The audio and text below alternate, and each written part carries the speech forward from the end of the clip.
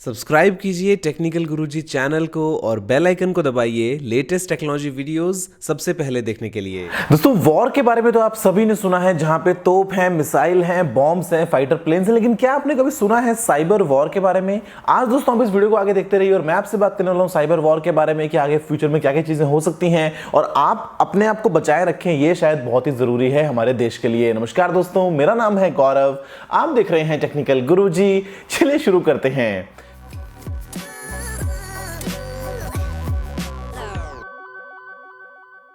This video is powered by Dr. Phone Recovery Toolkit. Check description for more information.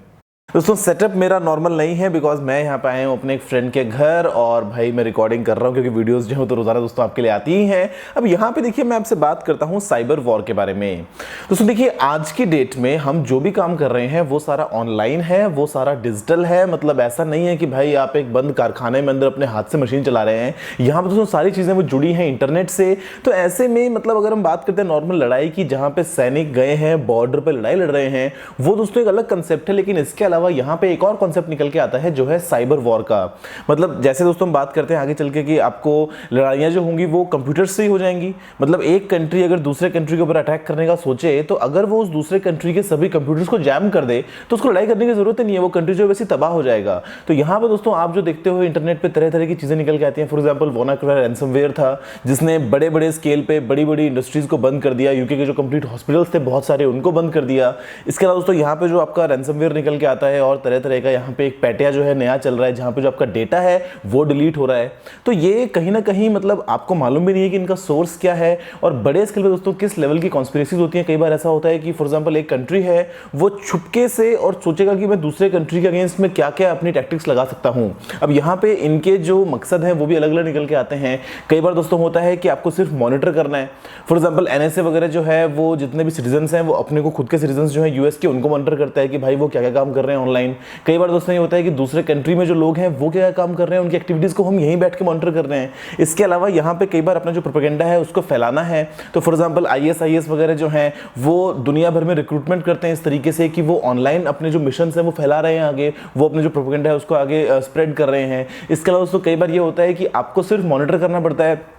आप अगर देखें कि भाई जो दुश्मन है वो क्या सोच रहा है, वो क्या काम कर रहे हैं, तो यहाँ पे इंटरनेट के जरिए आज के दोस्तों इस तरह के बहुत सारे काम करवाए जा सकते हैं। फिर चाहे वो DDoS अटैक हो जहाँ पे आपने सामने किसी इंडस्ट्री को कंप्लीटली जाम ही कर दिया, या फिर दोस्तों हो ऐसा कोई रैंसमवेयर जहाँ पे आप उसके पूरे डेटा को जो है वो लॉक करके बैठ गए हो। तो ये अलग अलग तरीके से सामने निकल के आता है और आगे चल के इस तरह की जो लड़ाइयाँ हैं जो अलग अलग कंट्रीज दोस्तों आपस में कई बार करेंगे अगर क्या पता, तो ये बहुत ज़्यादा कॉमन होने वाली हैं। अब यहाँ पर दोस्तों एक जो यूनाइटेड नेशंस का ग्लोबल साइबर सिक्योरिटी इंडेक्स था उसमें इंडिया 25वें नंबर पे आया है। अब इंडिया में सीन क्या है कि इंडिया जो है वो डिजिटल बहुत ही तेजी से हो रहा है।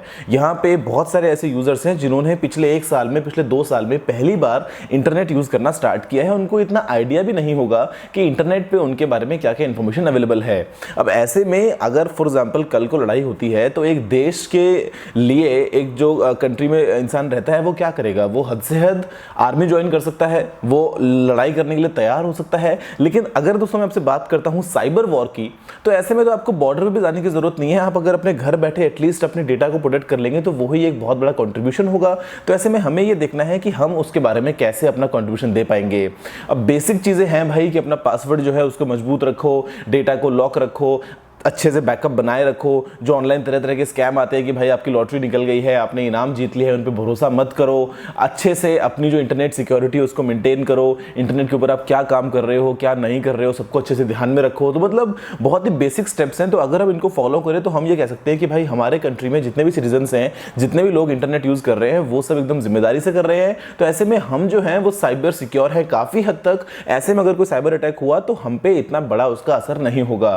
तो ये दोस्तों एक मतलब मैसेज है आप सभी के लिए कि आगे चल के भाई जो साइबर वॉर है ना वो रियल होने वाली हैं। बड़े बड़े कंट्रीज आप सोचो, बड़े बड़े लीडर्स मतलब अनोनिमस रह के आप अपनी आइडेंटिटी रिवील नहीं करते हुए 2 क्लिक से ही क्या क्या काम करवा सकते हैं वो आप सोच के देखो। और ये जो है ये बहुत ही बड़े लेवल की दोस्तों कॉन्स्पिरेसीज हैं। कल को आपके कंप्यूटर में एज एन इंडिविजुअल अगर कुछ आके कुछ पता करता है तो फर्क नहीं पड़ता, लेकिन ऑन अ होल दोस्तों अगर कंट्री में लाखों करोड़ों कंप्यूटर्स से अगर डेटा निकल के आता है कि लोग वहाँ पे क्या करते हैं, लोग क्या काम करते हैं, क्या वहाँ पे कमजोरियां हैं, क्या वहाँ पे स्ट्रेंथ है, या फिर अगर हम सभी कंप्यूटर्स को लॉक कर दें, या फिर आपके कंप्यूटर को आपके कंट्री के अगेंस्ट अगर कोई काम में ले, फॉर एग्जाम्पल अगर सभी कंप्यूटर्स को एक साथ अगर आपने बॉट बना के डीडोस अटैक कर दिया फॉर एग्जाम्पल किसी कंट्री के ऊपर, तो यहाँ पर दोस्तों पॉसिबिलिटीज बहुत सारी हैं। तो ऐसे में मुझे उम्मीद है कि आप समझते हैं साइबर वॉर के बारे में, इससे होने वाले खतरों के बारे में, क्यों कहां कैसे तो आप जानते ही हैं, बस सिर्फ आपको अपने आप को सावधान रखना है। तो मुझे उम्मीद है कि आपको वीडियो पसंद आया होगा। अगर आपका कोई सवाल सुझाव है तो आप नीचे कमेंट करना मत भूलिएगा। अगर आपने इस वीडियो को अभी तक लाइक और शेयर नहीं किया तो लाइक कर दीजिए, शेयर भी कर दीजिए, और चैनल को सब्सक्राइब करना बिल्कुल ही मत भूलिएगा, क्योंकि मैं आपके रोजाना ऐसी वीडियोस लेके आता रहता हूं। फिलहाल के लिए इतना ही दोस्तों, जय हिंद, वंदे मातरम।